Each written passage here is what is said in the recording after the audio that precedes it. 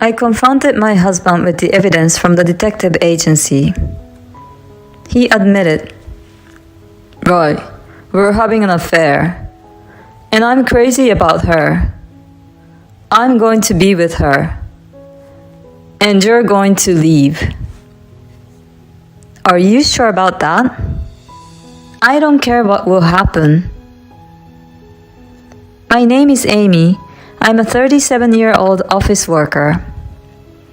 I live with my husband, Ted, and our 5-year-old daughter, Katie.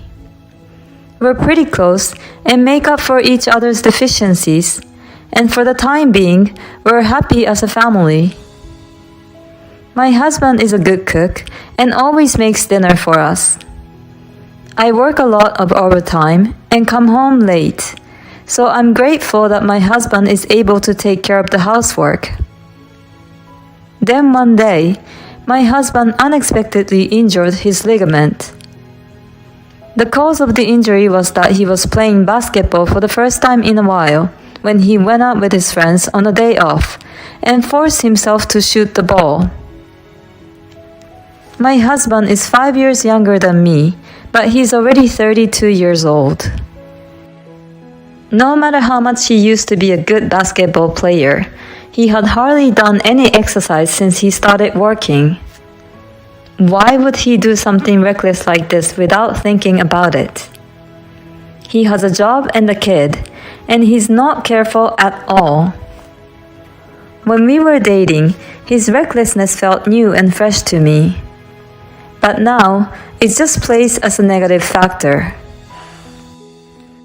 In fact, my husband has been hospitalized as a result of this injury, which means that he has to take time off work. And I would have to take care of the housework and the child. On top of that, he got hurt playing basketball on his day off. It wasn't even in a basketball court. His injury happened at a facility for various sports and games.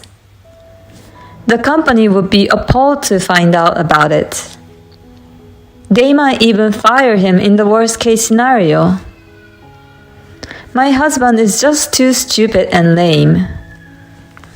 This time, I was really angry with him. I was disillusioned by it.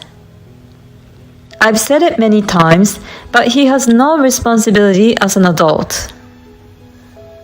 According to the doctor's diagnosis, he needs to stay in the hospital for about 2 weeks. I brought him a change of clothes, a phone charger, and the basic necessities. "Oh, thank you, Amy." I was disgusted by my husband's reaction alone. "Why are you so cheerful? Normally you would be more depressed." "Well, what can I do? I didn't mean to get hurt. Besides, I'll use my paid vacation days, so it'll be okay." "What do you mean it'll be okay?" "If it wasn't for your injury, you could have used your paid time off more effectively, like for our daughter's kindergarten event or a family trip. That's what the paid vacation days are for. Besides, since you can't come to work, your co-workers and bosses are going to have to take on more work. As for our daughter, I'm glad my mom agreed to come home and take care of her this time. But if it wasn't for her, I wouldn't have been able to work overtime at all, and I would have troubled people at my work. You should be aware of the problems you're causing to everyone." I guess I was really angry after all. These complaints came out so easily from my mouth. My husband seemed to feel bad about it and said, "I'm sorry." Well, maybe I went a little overboard myself. At any rate, get better as soon as you can. I said that and I left the hospital room. With or without my husband, my work is very busy. So I was going to ask my mother to take care of my daughter a little longer, but when my boss and co-workers found out my husband was in the hospital, they told me I didn't have to work overtime. Thanks to them, I was able to leave work on time. I could come home early, cook dinner, and have time to eat dinner with my daughter. I didn't have to rely on my mother too much either, so I really appreciate the kindness of the people at work. About a week after my husband was hospitalized, I met up with my mother and daughter after work and went to visit my husband. When we arrived at his hospital room, I heard him laughing happily and the woman's voice. "Oh my God, Ted!" Who could it be? I wonder if she was my husband's colleague or junior colleague at work. When we entered the hospital room, there was a nurse there. She looked young, maybe in her early 20s, slim and quite beautiful. "Oh, there's your wife and your lovely daughter. Well, I'll leave you all." The nurse said hello, gave us a quick bow, and left the room. While I'm busy with everything, you're chatting with a beautiful nurse so carelessly? My husband must have noticed my cold stare, because he clearly seemed nervous. "Hey, thank you all for coming." But thanks to my daughter, my husband didn't have to be scolded by me. "Hey, Dad!" My daughter was hugging him, looking very happy to see him for the first time in a week. "Katie, I missed you so much." "Is your leg okay?" "Now that you're here, Katie, it's going to be fine." "So you'll be home soon?" "Yes, I will." "Yay!" "Yay!" Since my daughter seemed to be happy, I decided to leave the scolding to my husband. After our visit, my mother blurted out to me, "That young nurse was calling his name in such a friendly way." That's right. Now that she reminded me, it sounded even intimate. But I could not imagine that my husband would have the nerves to do anything with a beautiful young nurse. Well, I mean, she wouldn't even care about him. But it sure wasn't completely out of the question. They say nurses don't get to meet many men. Maybe she's quite a predator. And finally, 2 weeks after my husband's injury, he was discharged from the hospital. On the day he was discharged, I went to his hospital room, and he was talking happily with that beautiful nurse again. And in the car on the way home, he looked so bored. I would think that he would be happy to get out of the hospital.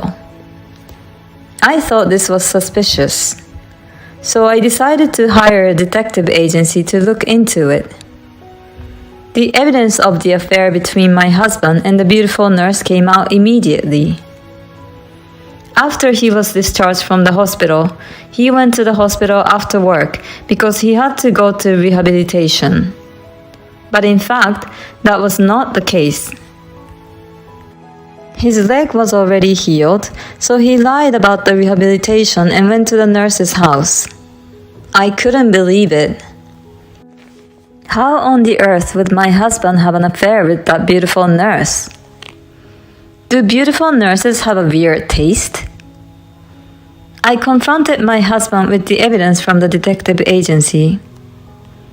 And he said, "Yes, I'm having an affair. I'm crazy about her. I'm going to be with her. And you're going to leave. I really don't care what will happen." "I don't care what happens. I'm in love with her." "Okay, do what you want. This is ridiculous." I packed my bags, took my daughter, and went home to my parents. When I explained to my mother what had happened, she was furious. I knew it was suspicious. You're very sharp, mother. After that, I divorced my husband through a lawyer. I demanded alimony and my share of the property.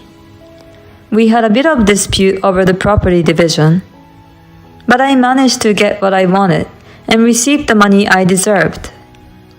With this, I thought I was completely disconnected from my husband and I could start a new life with my daughter.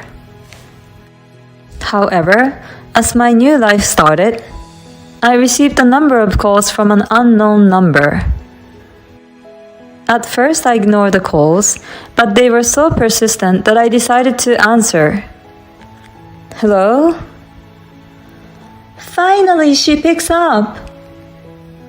Hey you, what's going on? Well, who is this? I'm Anna, Ted's new wife. Oh, the adulterous partner. Well, so I'm the wife. What the hell do you want? You demanded an unbelievable amount of alimony and property division from my husband. No, I had a lawyer come up with a fair amount. Then why does he have to sell the house to pay for it? That's because his salary is low. Huh? How can it be low if he works for a foreign invested company? Huh? What are you talking about? I'm the one working for a foreign invested company, not him. What do you mean? I'm sure my husband lied to you to look good.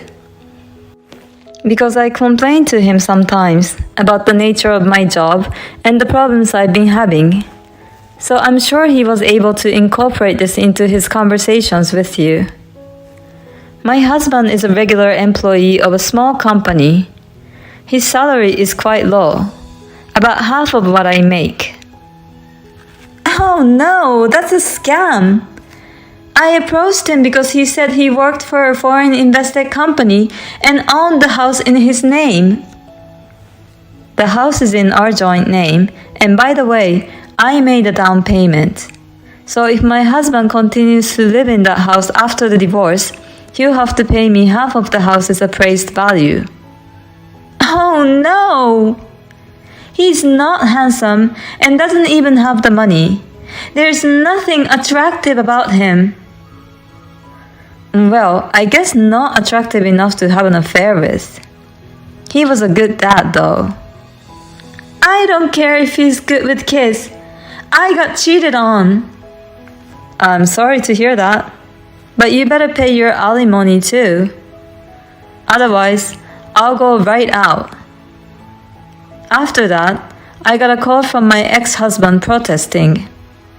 Apparently, he was dumped by his adulterous partner. Just before they were about to get married, she ran away. But he was the one who tried to seduce a beautiful nurse by lying to her and trying to look good to begin with, so it's his fault. I told him that if he has a problem, try to earn as much as I do first. Then I hung up the phone. Since then, I see my ex-husband only when my daughter wants to see him. He whines every time he sees me. I heard that his injury from playing caused a lot of trouble for people at his work. His boss hates him for that, and he's never going to get promoted in the future. He really deserves it. I, on the other hand, am back at home and working hard, while my parents support me in raising my child. This allows me to have money from my daughter's education, and I'm able to take weekend trips with my family. I was worried that the divorce might have a negative impact on my daughter, but she still smiles sweetly as ever. I will continue to work hard to keep her smile. Thank you for watching. Please subscribe to the channel if you like. See you in the next video.